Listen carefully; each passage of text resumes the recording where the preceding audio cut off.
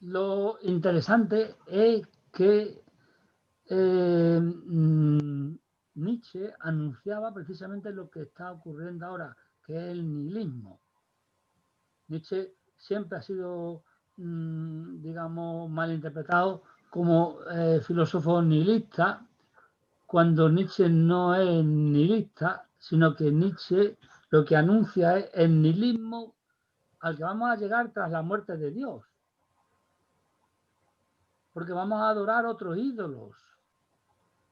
Y el ídolo de ahora, ya no de ahora, ya no, creo que nos hemos dado cuenta, pero bueno, no nos hemos dado cuenta tampoco del todo, es el mercado.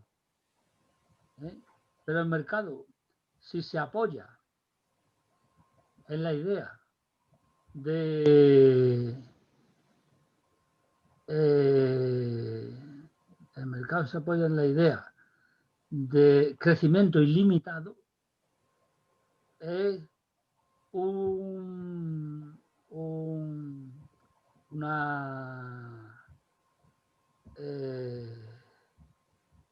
entelequia en el sentido de que no se puede desarrollar, de que es una idea que no se puede realizar, que llevará realmente al fin de la historia, pero no al fin de la historia del que os hablaba antes de Fukuyama, de la muerte de las ideologías, de la muerte del pensamiento, sino al fin de la historia en el sentido de que la civilización termina, la civilización industrial termina porque es imposible de que siga desarrollándose. Por ejemplo, vamos a ver, el hecho de que tengamos este virus, ¿no? Por ir a lo concreto, simplemente a la parte superficial. El hecho de que tengamos este virus, suponiendo un discurso normal, es decir, un discurso no conspirativo ni nada de esto. Es decir, el virus procede de la naturaleza, como tantos otros que hemos tenido, ya son avisos, otros tipos de virus, SARS, o otros tipos, otros virus como más peligrosos, pero digamos que se extienden mucho menos, como el del ébola, etcétera, etcétera, rebrotes de malaria, yo qué sé, de tuberculosis, muchos virus que han aparecido y que se han contenido porque no son como este. Bueno, que proceden de la naturaleza simple y llanamente porque el hábitat medioambiental ha desaparecido. Entonces, son lo que se llama, el nombre se me ha olvidado, nombre técnico, no sé si te acuerdas tú, Lola, es decir, saltan de una especie a otra. No sé qué palabra dices, pero tampoco se me viene. Sí. No, ya se me ha olvidado el nombre. Bueno, pues ese es el caso de este virus, ¿no?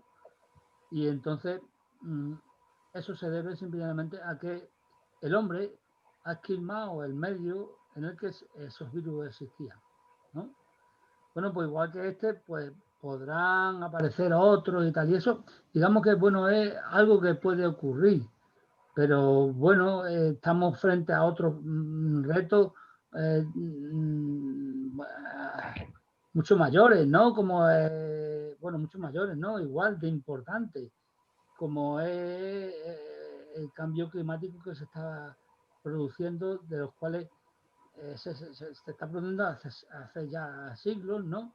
Pero se ha acelerado muchísimo, hemos sobrepasado el límite de la concentración de carbono en la atmósfera que produce el efecto invernadero y eso produce un efecto en sinergia, es decir, de retroalimentación, calentamiento del mar, salinización del mar, derretimiento de los casquetes polares, de los glaciales.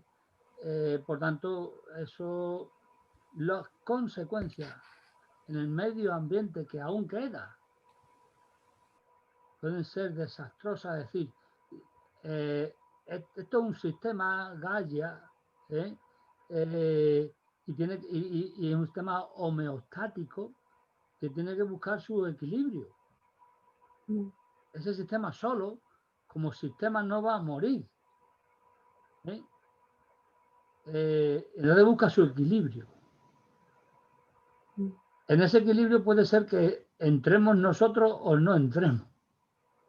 Es decir, que entremos quiere decir que podamos tener la capacidad de adaptarnos a él o no. Porque los cambios pueden ser bruscos. O el virus que puede venir puede ser, como lo llaman los biólogos, el gordo. Es decir, nos ha tocado el gordo. Y el gordo significa un virus como, por ejemplo, imaginemos el virus del ébola, por ejemplo, o el del SIDA, por ejemplo, que se contagie como este. Pues en vez de todos calvos dentro de 100 años, pues dentro de un par de meses. Eso es algo que los biólogos manejan, ¿no? Y que no es nada. Y esto es simplemente producto del cambio climático. Otra simplemente por decir, el cambio climático todo el mundo lo asocia con el calentamiento global, pero el calentamiento global puede traer aparejado una glaciación. Y es por el hundimiento de la corriente del Golfo.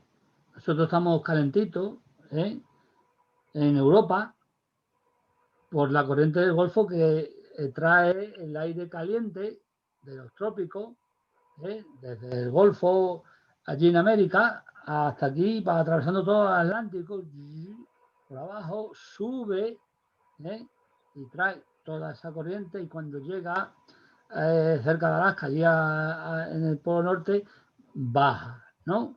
La cuestión es que si el nivel del mar tiene ¿cómo se llama esto? Un nivel de densidad por debajo, un número, ¿no? Que es 1 por debajo de 1, porque hay una desalinización del mar debido al calentamiento, pues entonces esa corriente no se mantiene a flote, ya no puede arrastrar el aire.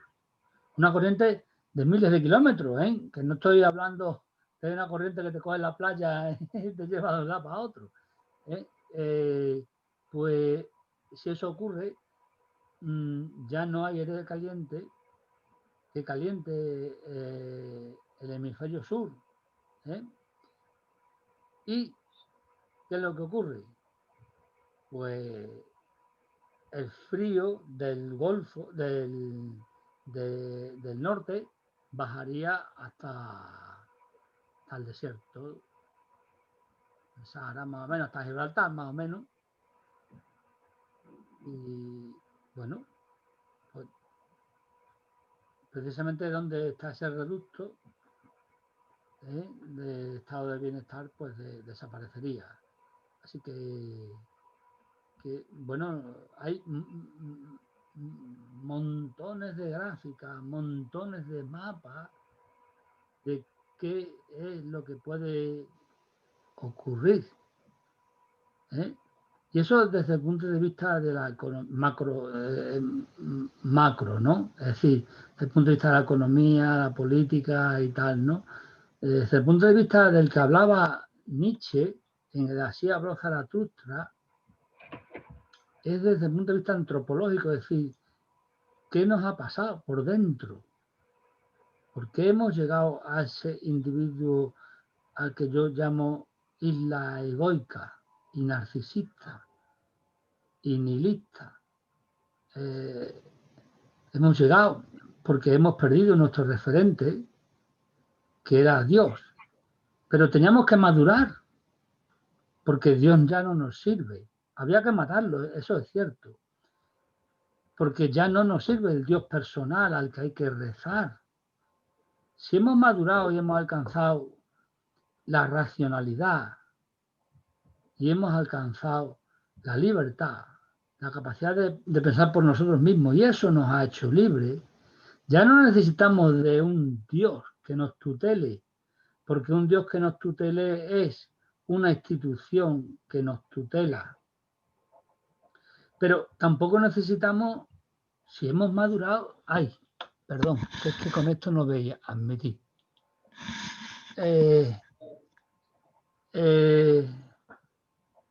Tampoco necesitamos de otras instituciones como las políticas, como las económicas, que nos tutelen y nos digan cómo tenemos que vivir, cómo tenemos que pensar, cómo tenemos que actuar. Pero para eso es muy importante haber alcanzado la mayoría de edad. Nietzsche, por ejemplo, comete un error garrafal en arremeter contra la Ilustración, porque la Ilustración es el desarrollo de la razón, y él va contra la razón, porque la razón produce conceptos, los conceptos son monstruos, máscaras, momias conceptuales, es decir, la muerte de la vida. Pero hay una parte que es que no entendió, claro, es una reacción de Nietzsche a la Ilustración. Hay una parte que no entendió Nietzsche, y es que la razón era una razón vital cuando aparece, no una razón instrumental en la que se va a convertir muy pronto, no una razón que nos va a dar el poder. Eso a Nietzsche se le escapa. La razón de la Ilustración es una razón que abarca y es integradora y que intenta hacernos ampliar nuestra conciencia, que intenta hacernos sentir y liberarnos de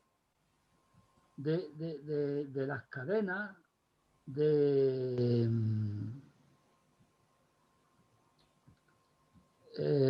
las cadenas de la superstición, ¿no? Del no pensar, ¿vale? Y entonces, pues por eso digo que las ideas, hay digamos, una dialéctica, se llama además así, una dialéctica entre las ideas y lo que se llama la infraestructura, ¿no? Que es, bueno, el capital, los medios de producción, la capacidad de producción, todas esas cosas, ¿no? Que hay. Entonces, pues es importante, muy importante tener en cuenta las ideas. Es que las ideas están ahí, y si no conocemos las ideas, no conocemos por qué estamos donde estamos y cómo hemos llegado a donde hemos llegado. La gente se lleva la mano a la cabeza y dice, ay, madre mía, ¿cómo hemos llegado a esto? ¿Cómo hemos llegado a esto? Está escrito, es decir, que está ahí, en la historia. Pero es que el problema es que lo hemos repetido muchas veces. Pasa que, digamos, como estamos ahora ya en el final, esto es como, me acuerdo de un amigo mío, nos reímos muchísimo aquel día. Estábamos en los años 90. Y fuimos 4 o 5 a un programa a hablar de ecología y de la relación del hombre con la naturaleza y tal. Y otro, ya después del programa de 2 horas allí de debate y tal, y de poner el futuro muy negro, y de que en los años 90, al final de los 90 o mediados, después de poner todo aquello muy negro y tal, y pues ya se acabó el programa, 2 horas allí de debate, nos fuimos a tomar cerveza de rigor, ¿no? Y empezamos allí, seguimos hablando, ¿no? Y uno dice, la verdad es que estamos viviendo un momento súper interesante. Y el otro amigo, que también que es filósofo, está ocupando ahora mismo mi plaza, ¿no? Que yo cesé en el instituto, pues dice, a ver, ¿cómo no va a ser interesante? Si es que es el final, ¿no? Y los finales siempre son interesantes, ¿no? Y estábamos hablando estamos en los años 90, ¿eh?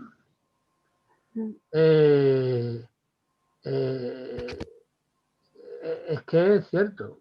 Es decir, el que conoce un poco cómo es el desarrollo, pues ve que es el final. Y realmente, pues bueno, esto es un colapso de la civilización, pero es que ya lo anunció Nietzsche también, hace 100 y pico de años, ¿no? Nietzsche murió en 1999. 1899, perdón, 1899. O 1900 justo, no me acuerdo, ahora se me olvida. Creo que fue en el 99. Bueno, el caso que hace 100 años, ¿no? Un siglo, y él lo predijo para un siglo. Y realmente el colapso empieza cuando comienza esa explosión del capitalismo en el que en 200 años, perdón, 200 años, en 2 décadas se ha producido el mayor crecimiento jamás visto en la historia de la humanidad. Mayor crecimiento económico, la mayor riqueza, pero también la mayor acumulación de riqueza. ¿Eh? Es decir, si en los años 70 la diferencia entre el rico y un pobre era en dólares de 1 a 30, hoy ya es que eso se ha disparado, es de 1 a 1000 o a 2000, es decir, la desigualdad humana es increíble. ¿Eh? Es decir, una de las cosas que tenía razón Marx es que en la sociedad capitalista los ricos cada vez serán más ricos y los pobres cada vez serán más pobres, ¿no? Entonces ha habido una acumulación de la riqueza tremenda, pero esa acumulación es a costa de el resto de la población que ha crecido desmesuradamente y a costa del planeta que tiene límites. Y no puede haber un crecimiento ilimitado en un planeta con límites.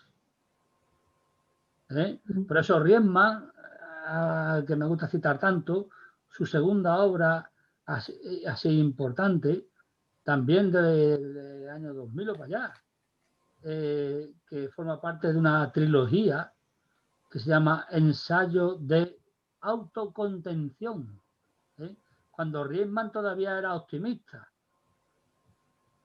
que pensaba que podía haber autocontención, que los gobiernos podían decir, bueno, vamos a echar el freno, como decía Walter Benjamin. Walter Benjamin, estamos hablando de los años 50 o cosas así. No, antes, mucho antes. Es decir, o echamos el freno del progreso, del tren del progreso, o caemos por el precipicio. Pues en el año 2000 todavía Riemann pensaba que se podía tirar del freno del progreso del crecimiento, me refiero del crecimiento económico ilimitado.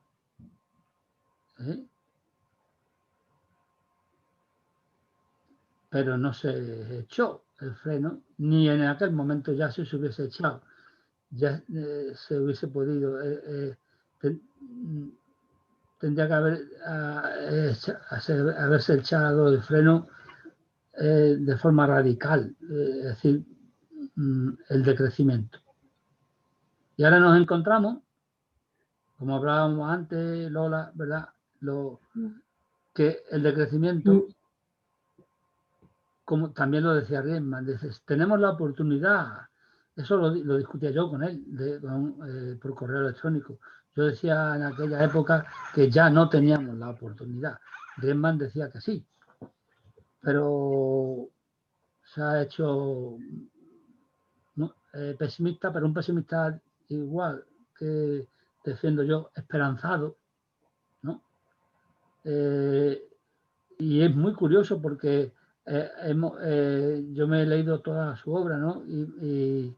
Y su trayectoria, es decir, porque al leer las notas a pie de página, ves los libros que se ha ido leyendo y han coincidido con los que me he ido leyendo yo, y ha ido hacia los estoicos, Epicuro, y después de ahí se ha ido al budismo, al taoísmo, hacia la espiritualidad y a esos modelos de vida de transformación interior, porque él todavía seguía, igual que yo en los años 2000, seguía hablando de transformar el mundo, ¿no?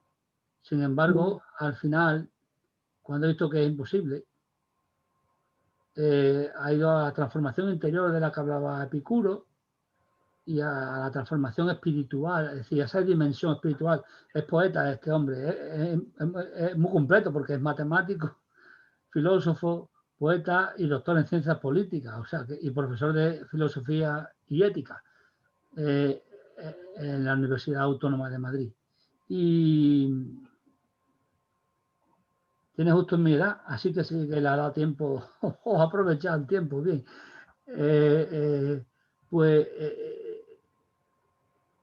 Ha descubierto esa dimensión espiritual y que es la transformación por dentro, sin dejar de ser activista, cuidado. Esa transformación espiritual la que, digamos, nos puede salvar en el sentido de que los que queden, porque dentro de varios siglos, si no hay una revolución técnica, quedarán pocos, o a final de siglo, quedarán pocos, sean gente. Nosotros somos el puente, simplemente. Jugamos un papel muy importante, anunciar y vivir en nosotros la transformación interior, espiritual, es decir, llegar al máximo despertar posible. Somos el puente con lo que tiene que venir, ¿no? Nos pasa como cuando Nietzsche da el discurso al final de la obra a los hombres superiores. Los hombres superiores son el puente entre el hombre y el superhombre. Pues nuestra generación y tal, pues y con lo que tenemos encima, es decir, digamos, nos hemos dado cuenta de que el mundo se puede parar, y que se ha parado por un virus, y las consecuencias de este parón no sabemos dónde nos puede llevar. No sabemos hasta dónde va a llegar el dinero para la sanidad, para las pensiones de los jubilados, para las ayudas sociales. No sabemos. Es decir, puede ser que se acabe mañana. Cuando digo mañana me refiero dentro de un mes, 6 meses, un año. Que se cierre el grifo y ya está. Es que así de claro, es decir, vamos a ver, si no hay empresas que coticen,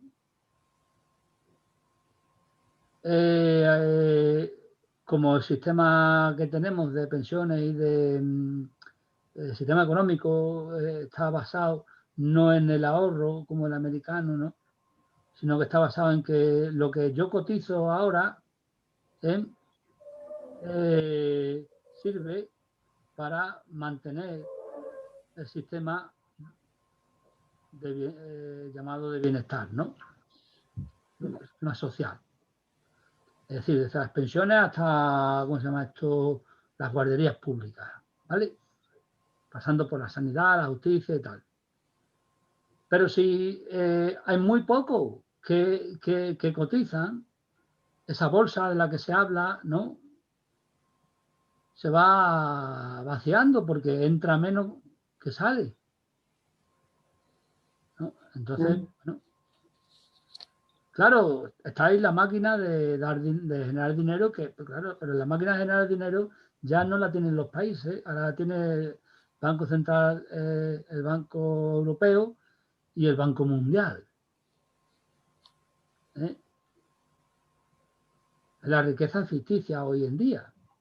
Si el Banco Mundial sigue generando riqueza, es decir, dando dinero a los países, pero claro, entonces los países se endeudan. Pero si los países se endeudan, se convierten en esclavos. Y entonces cuando, tanto económicamente, que ya éramos esclavos, como políticamente, vamos dirigiéndonos a un gobierno totalitario a nivel mundial. Y eso ya no es teoría conspirativa, es decir, eso es economía. Porque lo que se está, cuando se entra en un periodo de crisis como el de ahora, económica, del que no se nos habla, se nos está distrayendo, daros cuenta, es tremendo. Yo no veo noticias ni nada, pero se nos está distrayendo con el virus, con el problema sanitario, que es muy gordo.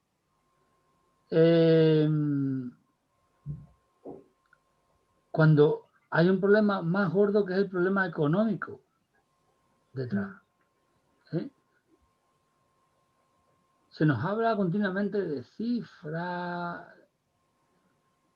de contagio, de cifras de esto, de que si se colapsa el sistema sanitario no cabe la gente en la UCI. Se nos impone el miedo con las muertes cuando no se hace no se leen las estadísticas, no se muestran las estadísticas, es decir, de la cantidad de gente que se contagia, que son más del 80% y no se entiende que tienen el virus. Vamos a ver. No estamos hablando del virus del ébola, que lo coges y te mueres, pero en 4 días. Literalmente, en 4 días, no llegas a más. Es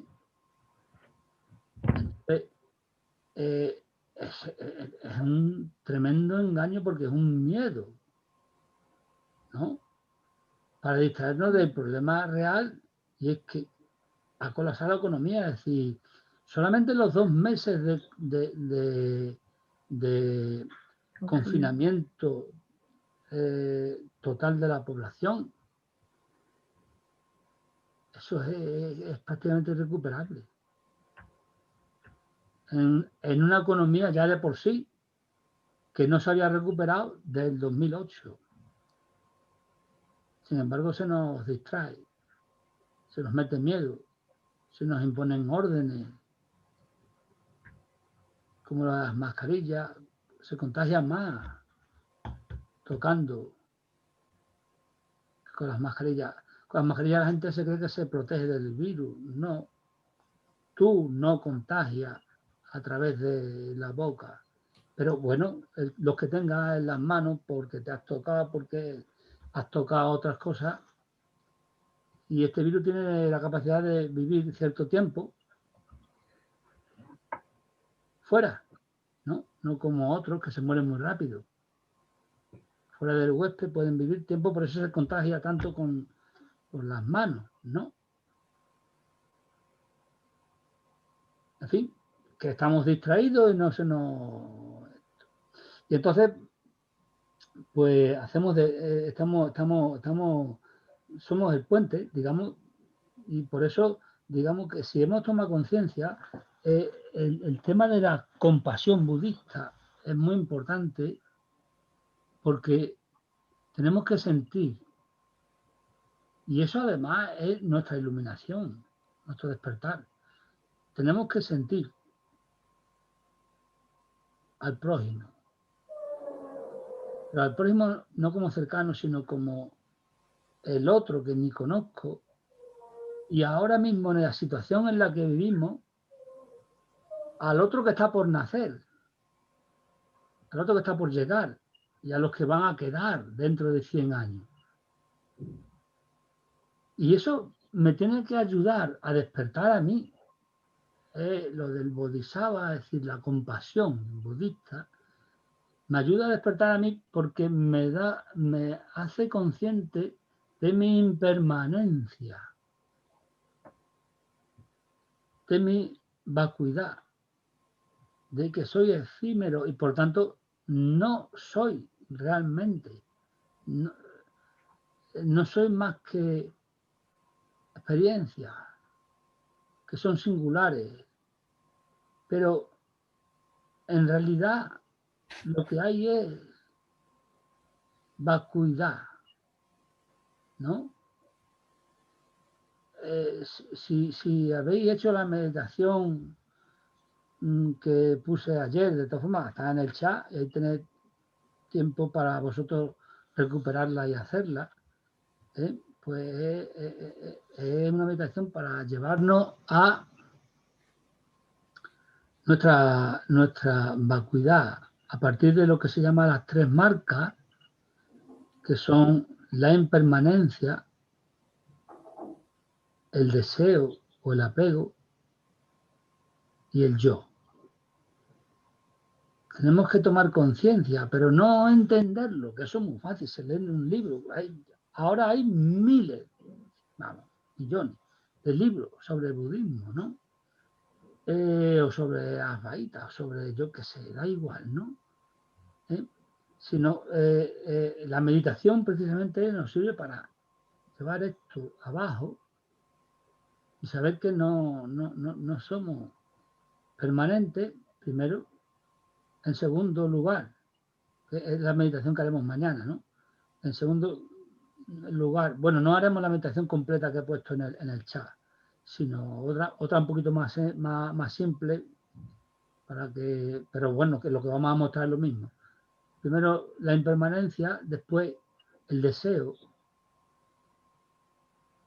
El deseo, daros cuenta, en la meditación que haremos mañana, es que no, incluso dándonos cuenta de la impermanencia,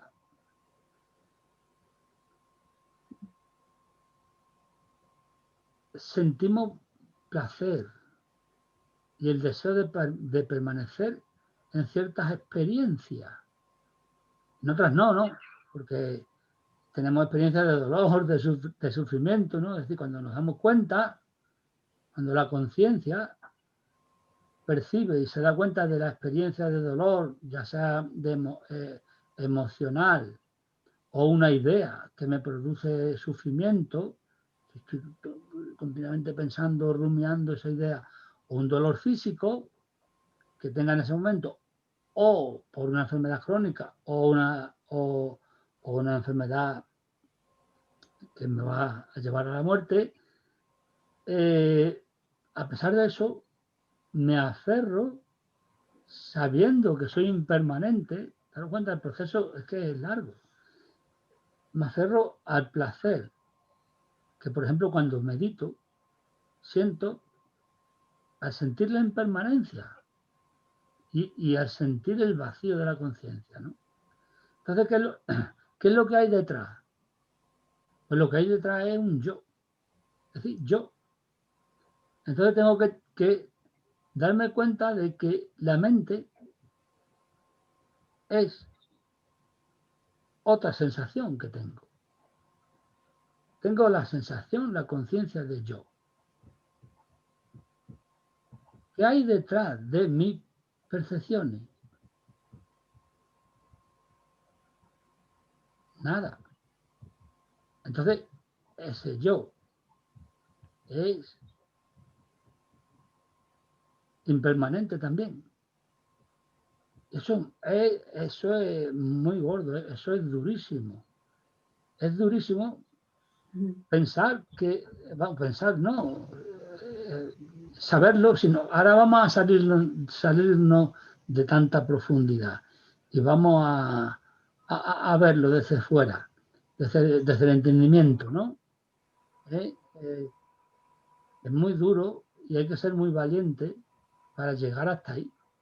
Por eso, cuando uno medita ya ha llegado a ese nivel, siente el pánico, ¿no? O siente el vacío, el miedo al abismo, o siente como una oscuridad tremenda en la que puede caer y siente miedo y da un paso atrás. Pero vamos, esto es lo que sobre esto vamos a meditar mañana y muchas veces, con meditaciones muy distintas. Os habrá pasado a lo mejor, ¿no? Eso no lo quieres ver. Eso que estás contando tú ahora, cuando ves un poco eso, das marcha atrás. Eso no lo quieres ver, yo por lo menos. Claro, ¿por qué? Porque Tira para atrás rápidamente. no quiere soltar el ego. Pero ese miedo es, digamos, biológico o es aprendido, porque yo diría que ese miedo es aprendido. Ese miedo del que estás hablando tú en la meditación, el miedo al vacío. Es aprendido y es biológico. Pero se siente, ¿eh? Claro, aunque, pero se siente. El que se ha aprendido que no se sienta. Porque todo lo aprendido, como tú sabes bien, está grabado en el cerebro. Es decir, vamos a ver, es que digamos que hay tres niveles, ¿no? Bueno, o cuatro, lo que sea, ¿no? Bueno, pero digamos que tenemos el nivel de la materia, ¿eh? Tenemos el nivel de la psique, pero la psique está, digamos, incrustada en la materia. ¿Eh? En la psique están cosas que son estrictamente materiales, como por ejemplo las emociones. Eso nacemos con un sistema límbico en el que el sistema límbico, bueno, hace muchas cosas, ¿no? Pero entre otras cosas están las emociones. Y las emociones básicas están ahí. Pero si nos vamos más abajo, también nacemos con ¿cómo se llama esto? El cerebro más primitivo, que se le llama vulgarmente el cerebro reptiliano, donde están las dos emociones básicas que no se pueden cambiar. Y una de ellas es además el miedo, que es la huida. Y otro es la caza, en donde está la agresividad, porque una cosa es la agresividad y otra cosa es la violencia. La violencia es cultural. Ahora, para que haya violencia, no puede haber violencia si no hay una base biológica de agresividad. Hay un libro que se llama La mente de los violentos, de José San Martín, que comienza con la siguiente frase. El hombre es agresivo por naturaleza y violento culturalmente. Bueno, es más cosas, es compasivo, es empático, como llaman ahora, empático psíquicamente, compasivo espiritualmente, ¿no? Pero digamos que como en ese libro va a hablar de la mente, de la psique, pues se ciñe a ese aspecto y va a hablar de cómo es la psique de los violentos. Ese hombre analiza, no sé si recordáis, a un psicópata, al asesino de, ¿cómo se le llamaba? Que mató en la parada de autobuses a un barrendero a las 5 de la mañana y tal. No. Pues el juego de rol o algo así, por algún juego de rol, no sé. Sí, exactamente. por un juego de rol y tal. Pasa que, claro, uno puede hacer un juego de rol, pero si tiene una mente normal, lo único que se da cuenta es de una cosa muy interesante, de que uno es muchos personajes, y eso está bien, ¿no? Pues te ves desde fuera. Pero si es un psicópata, pues, bueno, o cualquiera, ¿no? Pero bueno, digamos, si es un psicópata es que, digamos, hay un problema neurológico de fondo, y es que no hay una transmisión correcta entre el sistema límbico y el sistema frontal. Es decir, por ejemplo, que es el que produce el pensamiento, ¿no? En el pensamiento se nos dice, eso no puedes hacerlo, eso no se debe hacer. Entonces en el pensamiento está la obediencia a las normas, la ética y todas estas cosas así. ¿Eh? Y entonces, si no hay una unión de sistema límbico, los lóbulos frontales, sobre todo el izquierdo que piensa, ¿no? con el sistema límbico, hay una ruptura, no hay comunicación, ¿eh? Por cualquier enfermedad, por cualquier lo que sea de esto, pues entonces tenemos a un psicópata, ¿no? Tendríamos un sociópata cuando el aprendizaje ha producido un daño en la comunicación entre esas dos cosas. Es distinto un sociópata que un psicópata. Pero el efecto es el mismo. Entonces, esos personajes, por ejemplo,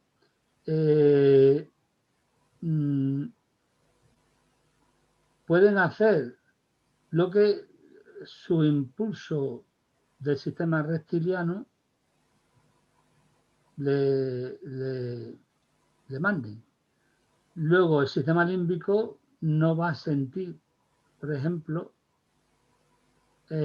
dolor ante el daño que están haciendo.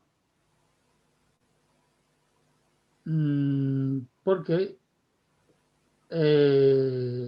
tienen un daño en el sistema, en la comunicación del sistema de los lóbulos frontales, perdón, con el sistema límbico, ¿vale? Entonces, pues hay una ¿cómo se llama esto? Una disfunción que da lugar, pues, a una disfunción o enfermedad, ¿no? Bueno, que da lugar a que uno no siente. Es decir, lo normal, cuando un niño,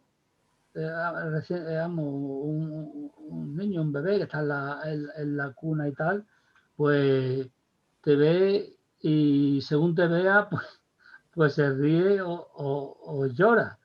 Así que hay que tener cuidado con la cara que mira uno a un niño, ¿no?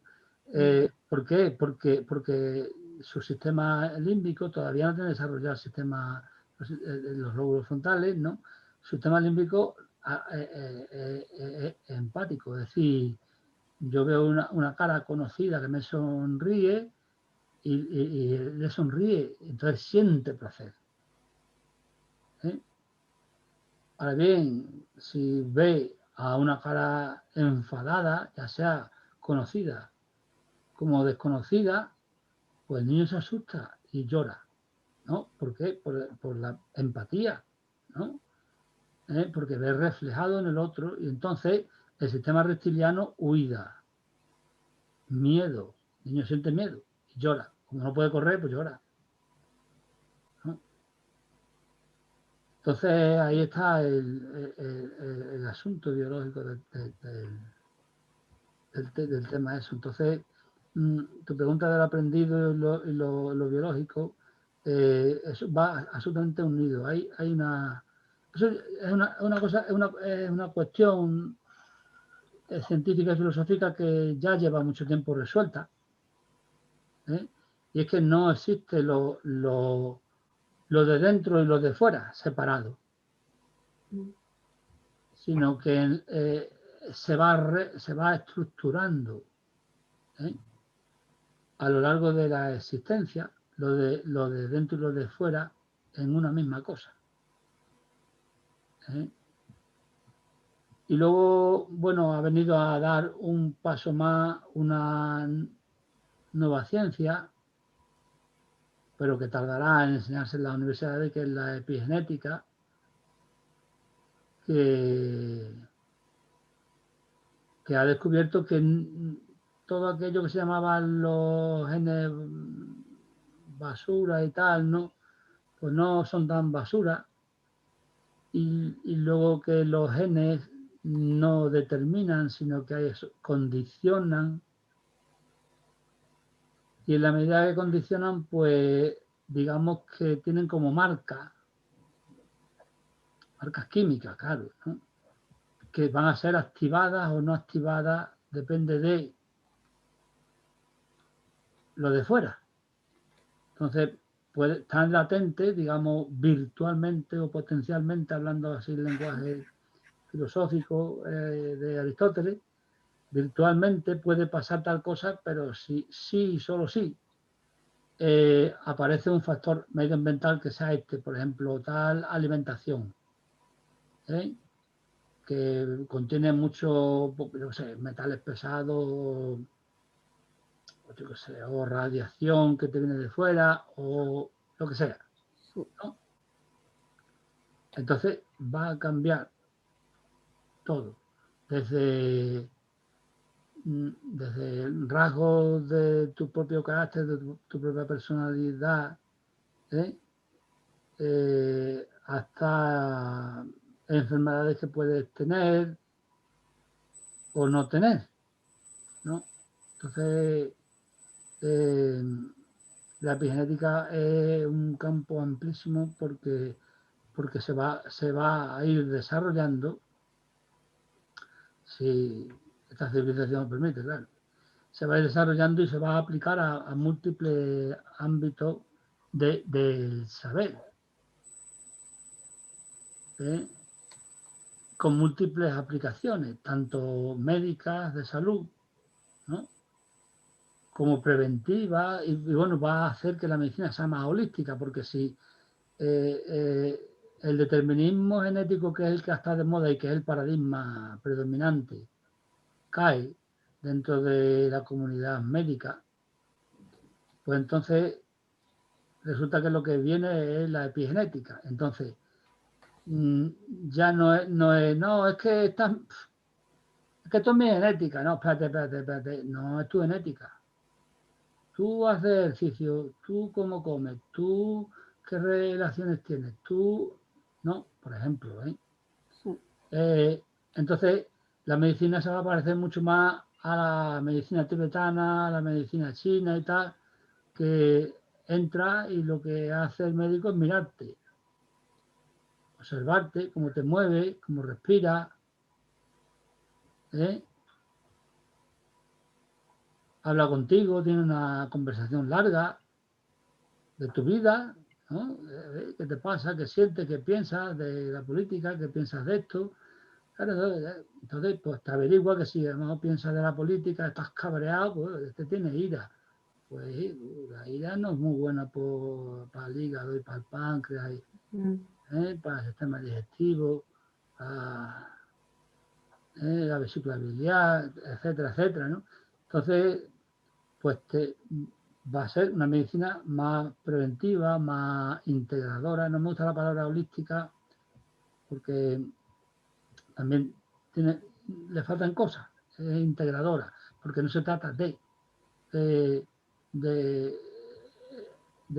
lo pasado no nos sirve, sino de integrarlo, ¿no? Pero bueno, hay mucha gente que sabe mucho de eso y que trabaja, hay muchos laboratorios, muchos biólogos, muchos médicos, muchos de todo, investigando genetistas y todas estas cosas, investigando en todo eso, psicólogos, evolutivos y tal, y eso va a ser impresionante, ¿no? Lo que ocurre es que no ha llegado, eso no ha llegado a las universidades porque, claro, digamos que en las universidades se imparte el saber establecido. no lo que está haciéndose, el establecido. Y a eso le queda para establecerse mucho tiempo.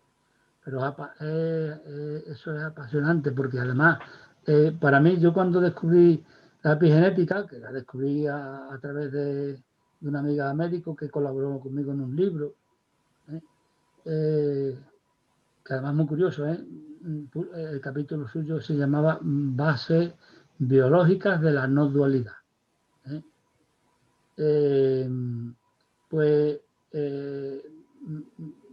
Me di cuenta de una intuición que yo tenía, que bueno, que era una intuición, pero que muchos filósofos ya lo habían dicho, ¿no? Y era que el hombre es un animal cultural y que su animalidad y su cultura son inseparables, es decir, es su naturaleza, es decir, es como un tigre que tiene colmillos y tiene garras y tiene determinada velocidad y determinada visión y olfato y todo va junto. Pues en el hombre la cultura y lo biológico va junto. Es decir, que nuestro cerebro por sí solo genera cultura. Nuestro cerebro por sí solo genera aparatos. Entonces, hace 1 millón o 2 millones de años, coge un hueso y lo convierte en algo para dar, para romper frutos y comer.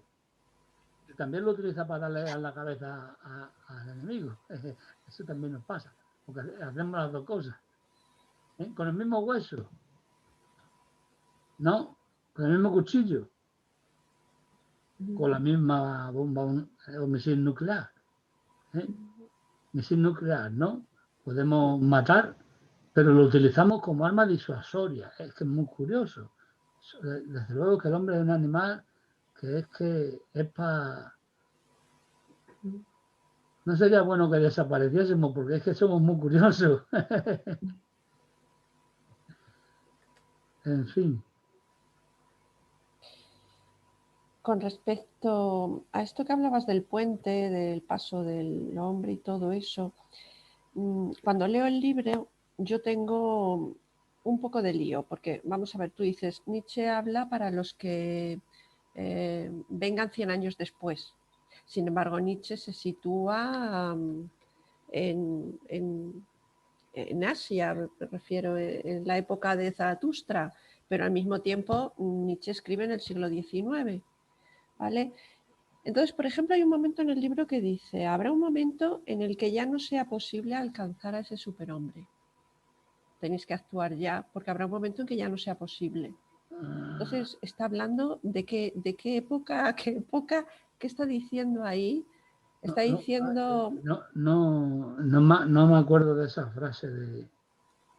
Pues... Después me leo un poquito el contexto, pero simplemente para decirte, amable, lo de Zaratustra, que es Zoroastro, digamos que es un símbolo, una metáfora que va a utilizar Nietzsche, digamos, como profeta. Sí, ¿no? Lo entiendo, sí. Entonces, se sitúa ahí, en esa religión que estaba perdida, que ha Pero resurgido. él parte del siglo XIX hacia el XX. Y luego, él se sitúa en el siglo XIX, pero digamos que tiene la lucidez que tienen los genios, ¿no? De ver más allá. Y entonces, no es que haga una profecía que hacen los profetas, ni que prediga el futuro como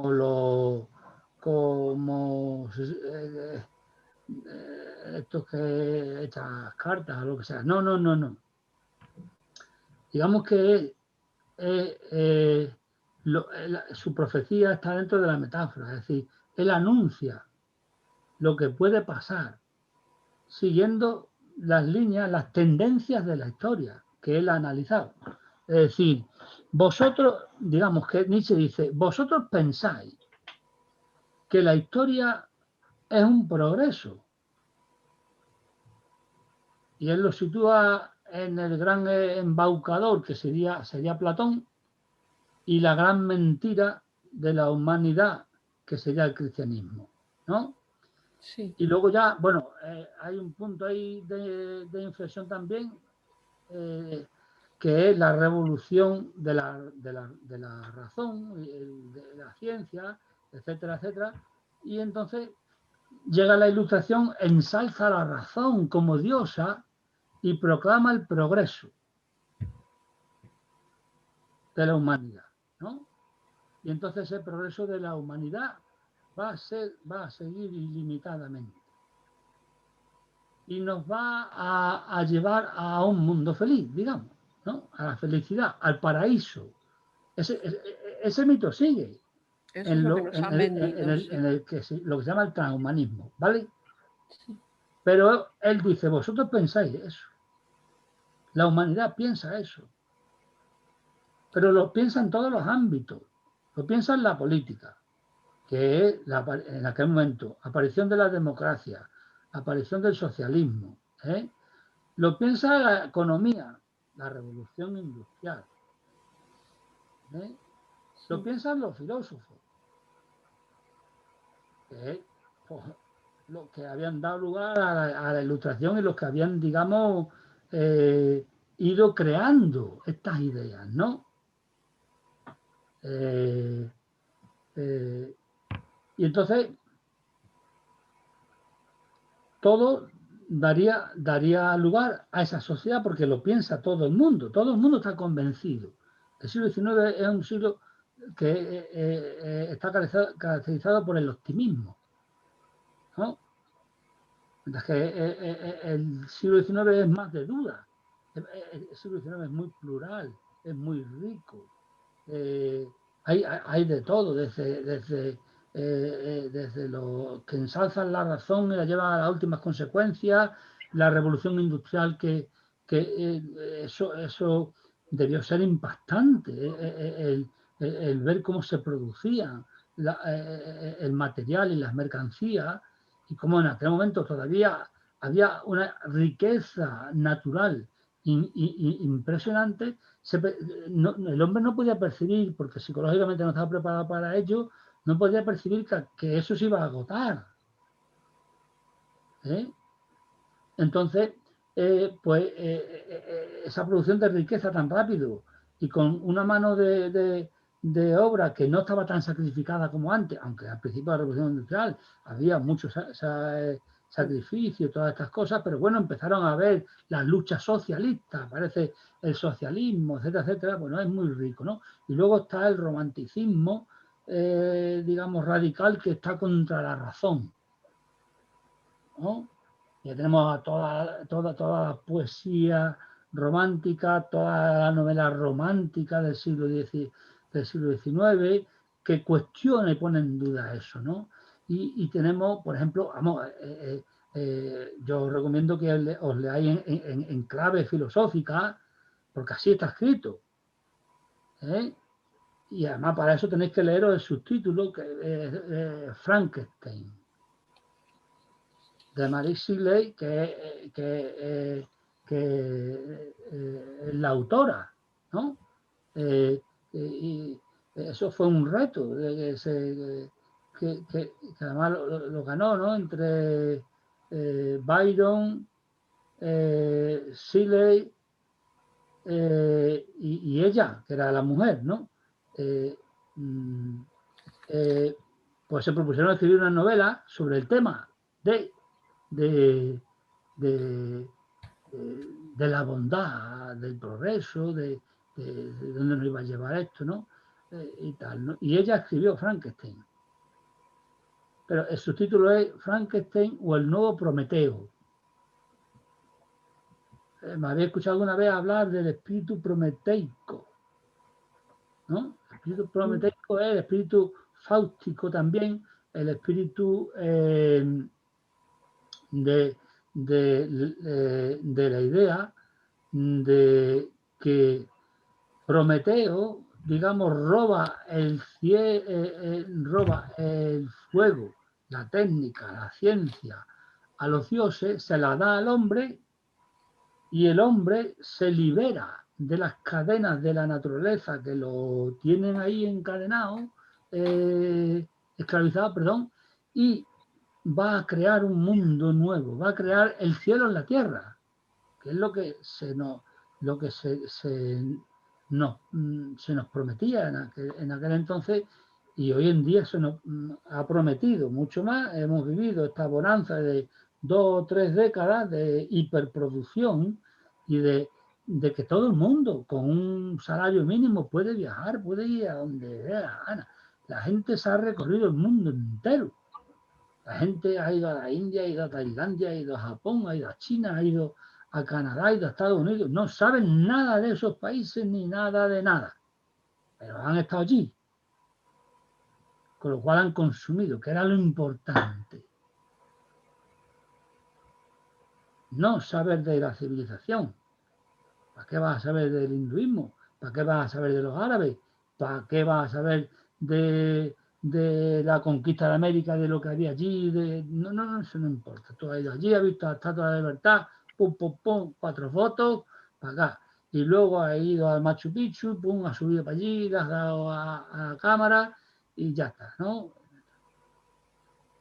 Ha ido consumo, ¿no? Entonces, esa es la... Entonces, pues lo que nos dice Nietzsche, vosotros veis eso, pero no es eso lo que va a ocurrir con la muerte de Dios. Sí, ya entiendo la frase. Con la muerte de Dios lo que va a ocurrir es lo contrario, que el hombre se va a vaciar por dentro de contenido, no va a saber a qué agarrarse y se va a agarrar a cualquier ídolo. Y el último ídolo, bueno, el gran ídolo es el del progreso. Un mito. ¿Eh? Y el último ídolo ha sido el del consumo, pero no ya del ya es que no es el consumo, ni siquiera porque no nos damos cuenta de que estamos consumiendo, sino del entretenimiento del consumo. El otro día estaba haciendo la cola ahí para comprar, ¿no? Supermercado, vamos. Y escuché una frase, decía, bueno, sí, iremos a Zafra y así es, porque iba a haber no sé qué y que no lo ha habido. Yo no me enteré de qué era lo que iba a haber ni de lo que no ha habido. Dice, pero bueno, sí, iremos de todas maneras y para echar la tarde. Es decir, lo que buscamos ya no es el consumir por el consumir, sino el distraernos. Así echamos la tarde. Y eso que nos quitamos de en medio, es decir, teníamos el hueco, porque como no estamos trabajando, teníamos el hueco y echamos la tarde, ¿no? Nos distraemos. Eso es nihilismo. Porque ese nihilismo, ese vacío interior, te lleva a lo que sea. En nuestro caso es a consumir, sin darnos ni cuenta. Sin darnos ni cuenta. Y esto que estamos haciendo ahora, esta modalidad de comunicación, yo he estado todo el fin de semana de prácticas del máster, prácticas intensivas de 6 o 7 horas seguidas, y éramos un grupo de 26, pero había diversos grupos funcionando, y había actividades comunes en las que nos juntábamos 200 tíos aquí en Zoom, y veía a esto, ¿no? Y lo que quería decir con esto es que esto se está estableciendo en un modo de comunicación muy cómodo. Muy cómodo, que significa un ahorro por una parte de energía. esto está muy pensado. Pero si recordáis cómo defino yo el individuo del siglo XX, final del siglo XX, principio del siglo XXI, es un individuo isla, narcisista, porque solo quiere placer. Entonces, solo se mira a sí mismo, obtiene el placer de mirarse a sí mismo en un espejo. Es egoico porque la identidad solamente la encuentra en sí mismo, en su propio consumo. Y es nihilista porque todo eso es vacío. Todo eso le va a crear la mayor insatisfacción del mundo. Hoy pensamos que el hombre es más feliz que nunca. Hoy el hombre es el más infeliz, el más insatisfecho. Vosotros sabéis, yo me reía muchísimo. Cuando había un puente o lo que sea y llegaba a la sala de profesores después del puente, todo el mundo, ¿y dónde has ido? ¿Y dónde has estado? ¿No? Había que haber ido a algún lado porque era puente. Había que llenar el puente de algo. O antes del puente te preguntaba, y bueno, ¿y qué vas a hacer? Siempre, ¿no? A lo mejor sí, se te hacía viaje, ¿no? Si yo, a ver, yo viajo mucho y me gusta mucho viajar y conocer cosas, sobre todo lo cercano y indagar y pasear por ahí. El último viaje fue a Granada, me encantó pasear por Granada. No me hace falta ir a Alhambra, Alhambra la conozco de haberla visto 1000 veces y la primera vez fue con 8 años y anduve por ahí por el patio de los leones, eso, encaramado a un león y todas las cosas. Pero ese tipo de viaje no es consumo. Y luego ya no se hacen los viajes. A lo mejor hago una final de año. Ya no se hacen los viajes que son estrictamente el sentido del viaje que es iniciático. Es decir, uno va a un lado y es como Ulises, ¿no? Es decir, es un viaje de donde no sabe lo que se va a encontrar. Y va a venir, pues, si ha hecho el viaje bien, va a venir transformado. Esto, vamos, no me he explicado muy bien, pero es todo lo contrario a lo que es cuando va a una agencia y dice, me voy a una escapada a Grecia, escapada. y está todo planificado al milímetro. Además es que te riñen y todo, lo que lo organizan como llegue tarde, ¿no? El circuito. ¿Eh? Como te salgas el circuito, te riñen y todo. El circuito te riñen. Así que estás listo, ¿no? En fin, esa es pues Nietzsche decía eso. Y eso ese nihilismo es un vacío muy importante. Por eso esto coincide con lo que nosotros venimos hablando tantos años, ¿no? y practicando de nuestra transformación interior, nuestro despertar. Es decir, darnos cuenta de que esto no es. Simplemente darse cuenta ya es el despertar. No se trata de conseguir esa disolución del yo, de quitarse todas las máscaras. Bueno,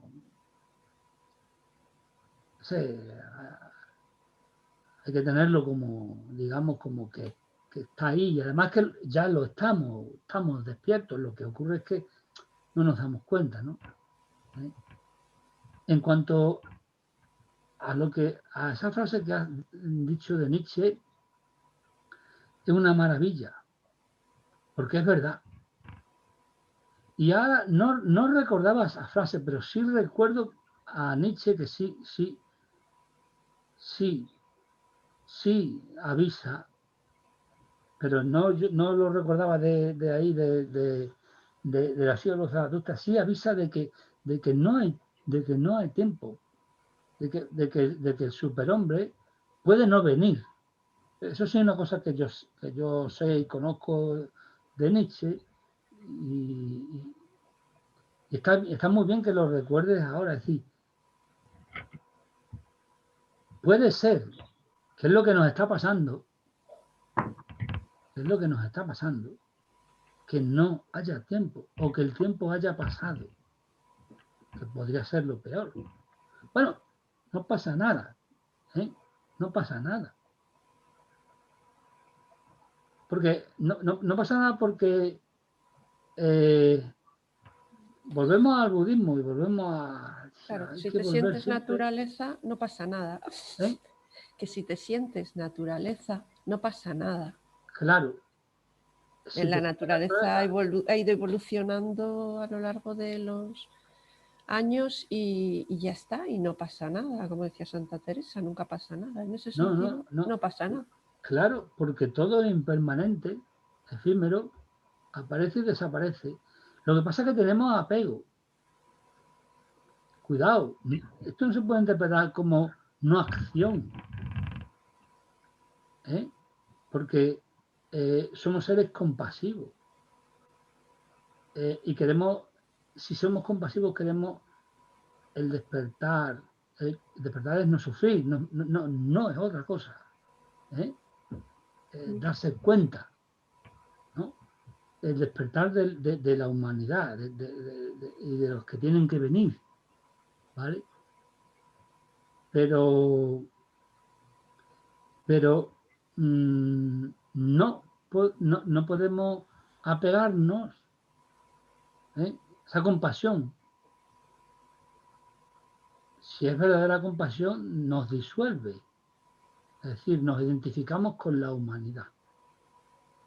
Pero no podemos apegarnos a la humanidad tampoco, porque la humanidad tampoco es una cosa. Es como tú muy bien has dicho.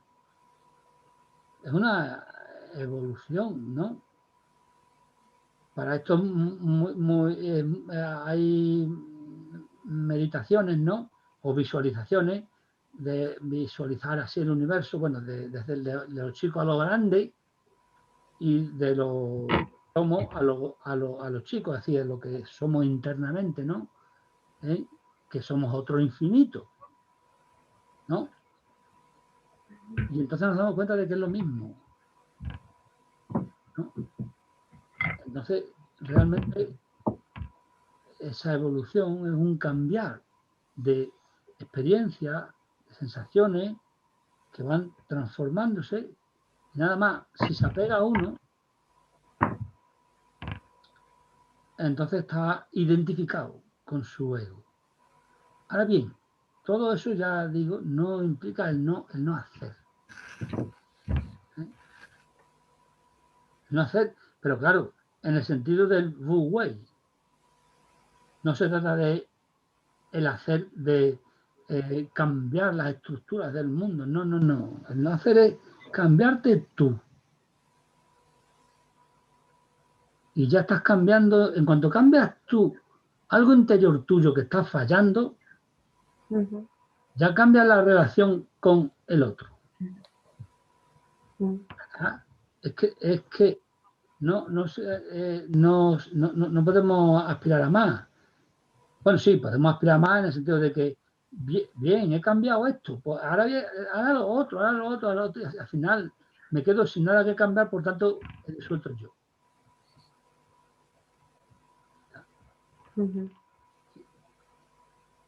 Siempre hay que tenerlo así como idea, ¿no? El despertar, ¿verdad? Pero es muy interesante eso de que Nietzsche anuncia al superhombre. Nietzsche advierte al hombre del siglo XIX de que cuidado, el progreso no es todo. que es un mito, es un engaño. Pero también advierte de que si no escuchamos, que es por lo que hemos empezado la primera parte que no se grabó, ¿no? Si no escuchamos, no hemos escuchado a los entendidos, a los que saben, pues puede ser que el superhombre de Nietzsche, ¿no? Pues no aparezca, o digamos el hombre mejorado, autorrealizado, liberado, racional, maduro, adulto, mayor de edad, como diría Kant, pues no llegue. Porque Kant escribió aquello hace 250 años, pero es que no ha llegado. Es decir, no vamos a ser sinceros, honestos con la humanidad, por muy empáticos y compasivos que somos, pero no hemos llegado. Es decir, seguimos, como decía Sócrates, como decía Buda, seguimos en la ignorancia. Algunos despiertan y se dan cuenta que son ignorantes. Entonces empieza el camino. Pero son pocos. Porque si observáis, ya con esto termino, y si tenéis algo que decir, puedo decir, si observáis, si hay mucha meditación, mucho que ya no se llama ni meditación ni nada, mindfulness, mucho yoga, muchos viajes a Oriente y tal, para aprender en un mes. Lo que se ha llevado gente una vida entera dedicado a eso, es impensable. Es decir, que a lo que me quiero referir es como todo eso se ha instrumentalizado, porque el mindfulness es una herramienta. ¿Para qué? Para ayudar en la educación, para ayudar en las relaciones entre parejas, para ayudar a crecer personalmente, que es la que más se acerca a la espiritualidad, ¿no? Para ayudar, como el máster que estoy haciendo, para ayudar a acompañar a otros, ¿no? Yo qué sé, es decir, miles de cosas para las empresas. Eso es increíble, ¿no? Es decir, para que produzcan más, porque como están estresados, tanto trabajar, y ahora con el teletrabajo, pues ya, ni te digo, ¿no? Pues está todo para eso, ¿no? ¿Sí? Y encima ya te lo pueden enseñar, ¿no? Porque las prácticas que yo hice ayer había que ir a Madrid y bueno, Badajoz está cerca, pero la gente que nos juntamos ayer éramos de toda Latinoamérica y algunos de Estados Unidos, ¿no? Entonces, pues, para hacer las prácticas eso le costaba un pastón, ¿no?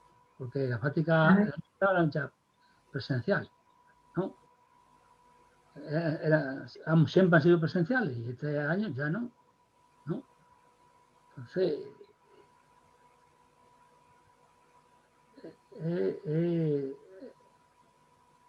digamos que el sistema ha absorbido a la propia solución. Entonces la gente piensa que está transformándose cuando realmente se está convirtiendo en un elemento más eficaz para el sistema. En 8 semanas se aprende a meditar, que son las 8 semanas del programa de Mindfulness, ¿no? Pero no. Es que no. Es que eso no es meditar, sí. Es la superficie de la meditación, que es la atención plena. Pero no es la transformación interior, la transmutación interior, la transmutación alquímica de la que hablaba Jung, o la deconstrucción del yo, de la que hablan los bueno, todas las corrientes orientales, budismo, advaita, taoísmo, etc. En fin, yo ya con esto termino, que si tenéis algo que decir, que me parece que han aparecido por ahí mis hijos, ya, lo escucho. Sí, claro. Yo ya no tengo más que decir. Ya lo dejamos para otro día, si te Lo parece. dejamos para otro día. Venga. Pues nada, Así, Juan Pedro. Está muy bien. Venga, gracias, Juan gracias, Pedro. venga, gracias a Muchas vosotros. gracias. Venga, Adiós. adiós, hasta luego, adiós. Adiós.